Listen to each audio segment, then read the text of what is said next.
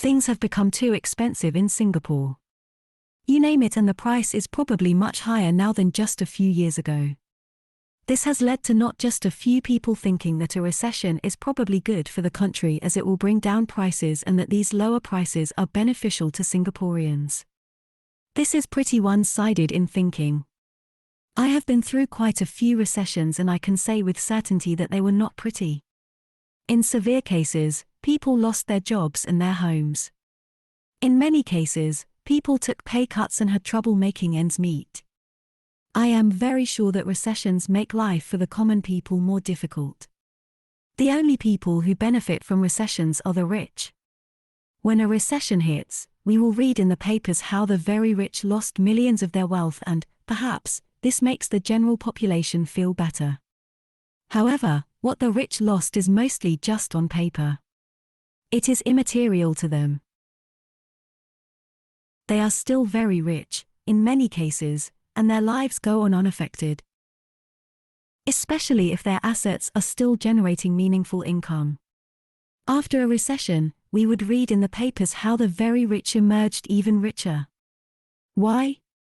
They made use of lower prices to buy more income-generating assets which would see their prices rise in an economic recovery. Recessions are good for some people and they are the rich. So, recessions are not natural equalizers. Recessions usually make the gap between the rich and the poor bigger. Do you have what it takes to benefit from a recession? Think that a recession will be beneficial to you. Ask if you have these. 1. Certainty that you will not lose your job or take a pay cut if you still need the income. 2. Certainty that you do not have debts which might turn crippling.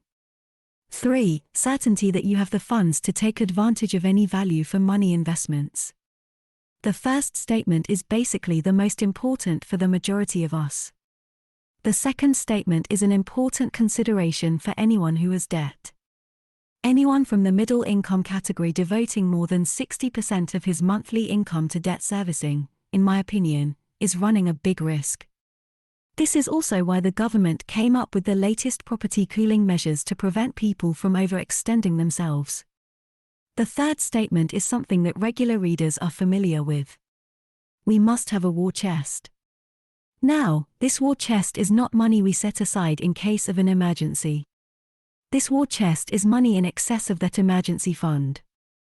For a recession to be good for us, we must be in a good condition. Are you ready?